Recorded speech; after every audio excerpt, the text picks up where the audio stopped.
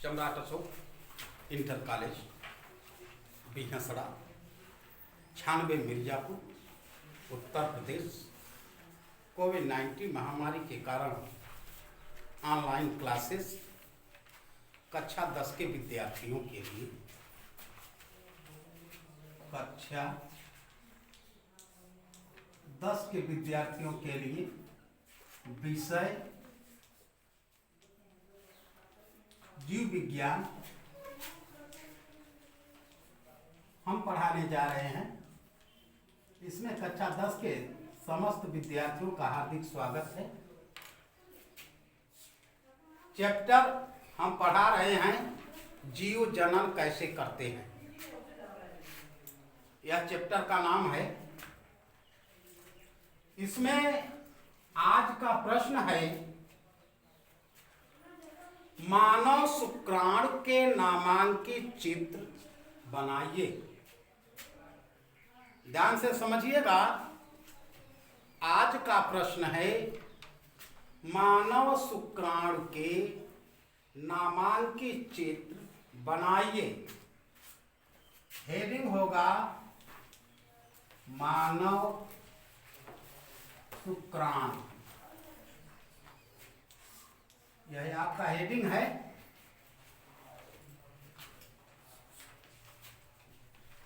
चित्र मानव शुक्राणु का हम चित्र बना रहे हैं।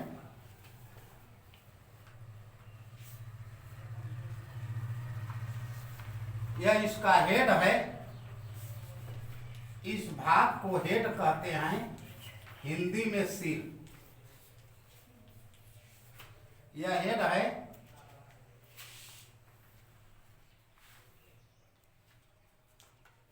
यह भाग इसका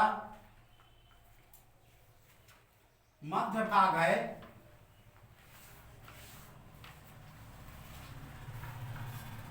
इसका मध्य भाग अर्थात मिड पाइस MID PIEC मध्य भाग या मिड पीस।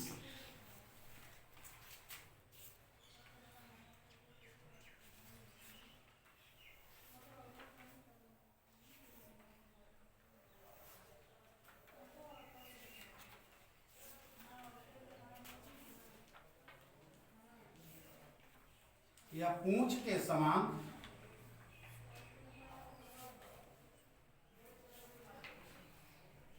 नुकीला, फुर्तीला, बहुत तेज,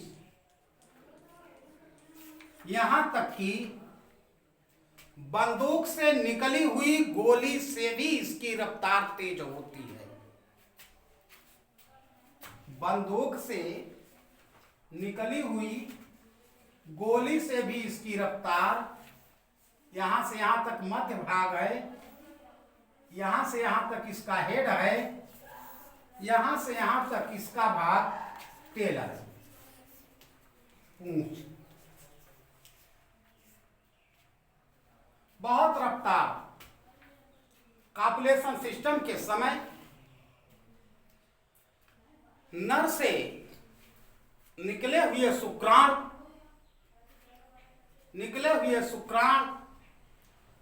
मादा की योनि में से होते हुए भाग से गर्भाशय में बंदूक से निकली हुई गोली से भी यह रफ्तार प्रवेश करता है। अब इसकी रचना ध्यान से समझिएगा। मानव शुक्राणु की रचना।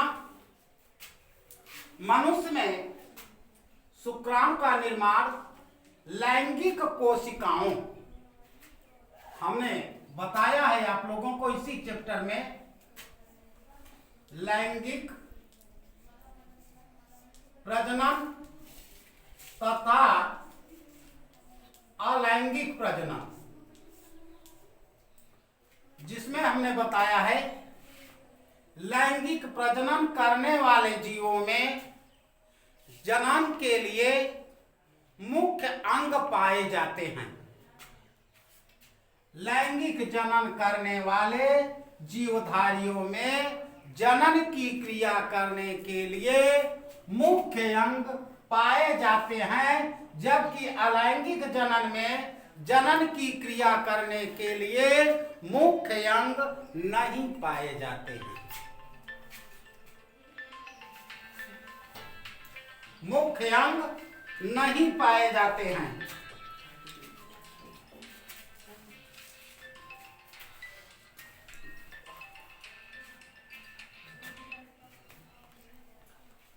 उसके आगे देखिए, लैंगिक कोशिकाएं या मानव में शुक्राणु का निर्माण लैंगिक कोशिकाओं या युग्मक कोशिकाओं, लैंगिक कोशिकाओं या युग्मक कोशिकाओं द्वारा होता है। ये तो हमने बताया लैंगिक कोशिका लैंगिक प्रजनन करने वाले जीव। अब युग्मक अंग्रेजी में इसे कहते हैं gamete. What is the gamete? अर्थात युग्मक किसे कहते हैं? हमने बताया था इसको भी। यह मेल या फीमेल, मेल में पाए जाने वाले शुक्राणु अर्थात स्पर्म, फीमेल में पाए जाने वाले अंडाणु अर्थात ओवा। शुक्राणु कोशिकाएं और अंडाणु कोशिकाएं, दोनों कोशिकाएं जब एक साथ समेकित होती हैं, दोनों कोशिकाओं का संलयन होता है, तो वहां पर क्या बनता है? युग्मक। इसी को कहते हैं युग्मक। तो लैंगिक कोशिकाओं या युग्मक कोशिकाओं द्वारा होता है। ये कोशिकाएं नर जननों में पाई जाती हैं। ये कोशिकाएं, लैंगिक कोशिकाएं या युग्मक कोशिकाएं केवल नर जननों में पाई जाती है, जबकि मादा जनन में नहीं पाया जाता है, क्योंकि शुक्राणु की रचना नर में होता है बल्कि मादा में नहीं होता है। इसलिए ये रचनाएं, ये कोशिकाएं केवल नर जनन भाग में ही पाया जाता है। ये कोशिकाएं, इन कोशिकाओं का जो भाग होता है वह होता है वृषण, जिसको कहते हैं टेस्टिस। इस प्रकार से है मानव शुक्राणु की रचना। अब आ जाइए, अब हम दूसरे प्रश्न पर चल रहे हैं।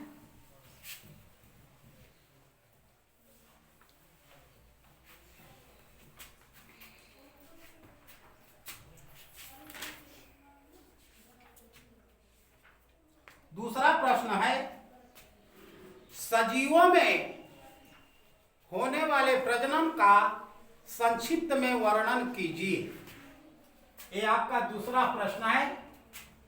सजीवों में होने वाले प्रजनन का संक्षिप्त वर्णन कीजिए, या सजीवों में प्रजनन कैसे होता है संक्षिप्त वर्णन कीजिए, या सजीवों में प्रजनन की क्रिया कैसे होती है विस्तार सहित समझाइए, या सजीवों में होने वाली प्रजनन क्रियाओं को बताइए। यानी किसी भी प्रकार से इसका प्रश्न कई प्रकार से बन करके आता है, लेकिन उत्तर इसका यही होता है जो हम बताने जा रहे हैं। तो सजीवों में प्रजनन, यहां हेडिंग डालिए आप, सजीवों में प्रजनन, यह आपका हेडिंग है। देखिए, सजीवों में प्रजनन वह प्रक्रम है जिसमें, सजीवों में प्रजनन वह प्रक्रम है जिसमें एक पीढ़ी से अपनी प्रजातियों को, अपनी जातियों को, अपनी वंशावली को, अपनी वंशागति को एक पीढ़ी से दूसरे पीढ़ी में प्रवेश करने के लिए यह प्रक्रिया संपन्न होती है, जिसे सजीवों में होने वाले या उसे प्रजनन कहते हैं। यह वह प्रक्रम है जो एक पीढ़ी से दूसरे पीढ़ी में स्थानांतरित होता रहता है। उसी को कहते हैं प्रजनन। अर्थात एक पीढ़ी से दूसरे पीढ़ी में, एक वंश से दूसरे वंश में, अपनी प्रजातियों को बढ़ाने के लिए, अपनी प्रजातियों को विलुप्त होने से बचाने के लिए, तो यह प्रक्रिया सजीवों में पाई जाती है। यह सजीवों में होने वाला प्रजनन मुख्यतः दो प्रकार का होता है। कितने प्रकार का होता है? दो प्रकार का। पहला है लैंगिक प्रजनन, दूसरा है अलैंगिक प्रजनन। अर्थात इसे कहते हैं सेक्सुअल रिप्रोडक्शन, इसे कहते हैं एसेक्सुअल रिप्रोडक्शन, लैंगिक और अलैंगिक। अब यहां आप हेडिंग डालिएगा लैंगिक प्रजनन, अर्थात सेक्सुअल रिप्रोडक्शन।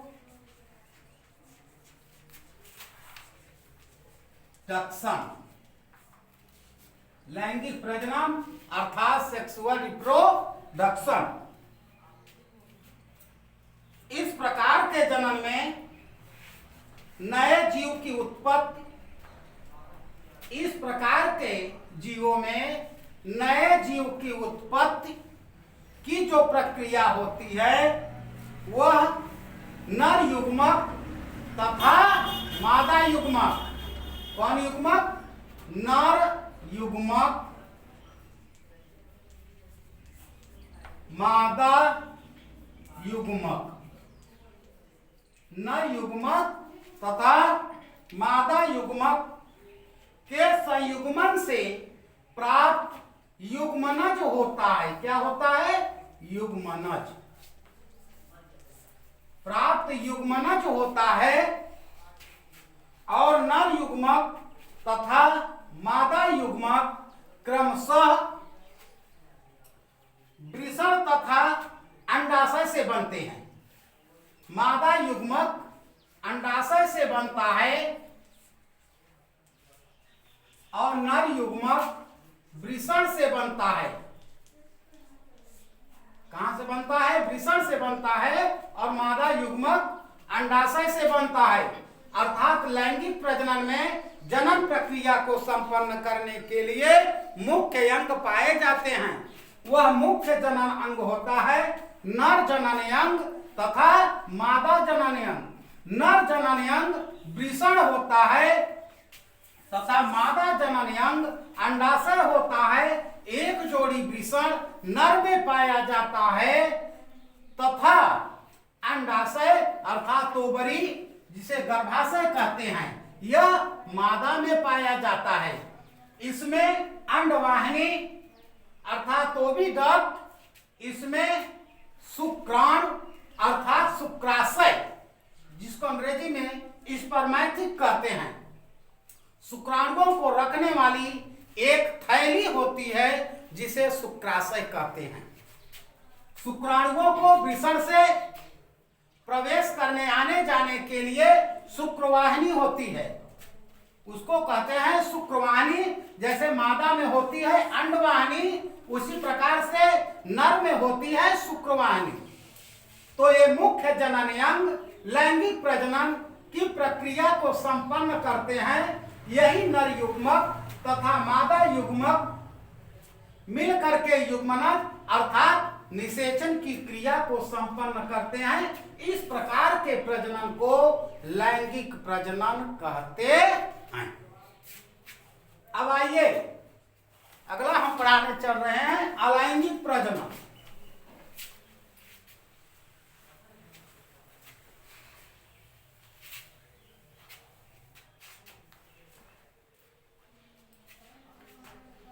प्रजनन, दूसरा है अलैंगिक प्रजनन। देखिए, इस प्रकार के जनन में नर तथा मादा युग्मकों का निर्माण नहीं होता है।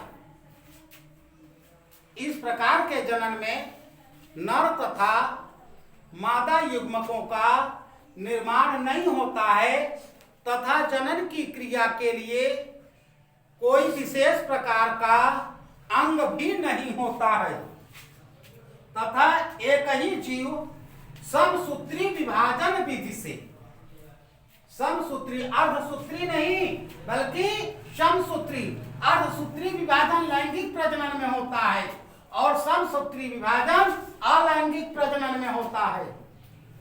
तो समसूत्री विभाजन विधि से जनन करता है। इसमें जनन स्वयं गुणित होते हैं। इसमें जनन की क्रिया के लिए जो अलैंगिक विधि होता है वह स्वयं गुणित होता है, बल्कि वह गुणन प्रक्रिया नहीं बल्कि वह स्वयं गुणित करता है और एक नए जीव को जन्म देता है। यह प्रक्रिया निम्नलिखित विधियों द्वारा किया जाता है। अलैंगिक प्रजनन की विधियां निम्नलिखित प्रकार की होती हैं। जैसे पहला है आपका विखंडन विधि द्वारा, पहला है विखंडन, दूसरा है आपका मुकुलन, दूसरा है मुकुलन, इसको कहते हैं बाई बाइनरी फिजन, इसको कहते हैं बडिंग बीजाणुओं द्वारा, तीसरा है बीजाणुओं द्वारा, बीजाणुओं द्वारा, बीजाणुओं द्वारा का मतलब बीजों के द्वारा। कुछ जीवों में कुछ जीव ऐसे होते हैं जैसे पौधे, पौधे कुछ ऐसे होते हैं जो बीजों के द्वारा अपने के समान एक नए पौधे की उत्पत्ति करते हैं। कुछ जंतु ऐसे होते हैं जो मुकुलन विधि द्वारा, या कुछ पौधे भी ऐसे होते हैं जो मुकुलन विधि द्वारा अपने के समान एक नए संतति की उत्पत्ति करते हैं। चौथा है आपका खंडन। खंडन का मतलब होता है कई खंडों में विभाजित कर देना, कई खंडों में तोड़ देना, कई खंडों में उस पौधे को, उस पौधे के भाग को तोड़ करके फेंक देना और जितने खंडों में आप तोड़ोगे उतने ही नए पौधों की उत्पत्ति होगी। अगला है कायिक प्रवर्धन। कायिक प्रवर्धन, कायिक प्रवर्धन यह जड़ों द्वारा होता है, तनों द्वारा होता है तथा पत्तियों के द्वारा भी ये अपने के समान नए पौधों की उत्पत्ति करते हैं। तो ये है अलैंगिक प्रजनन की विधियां। अब हम इसके आगे चल रहे हैं। ये आपका प्रश्न समाप्त हुआ।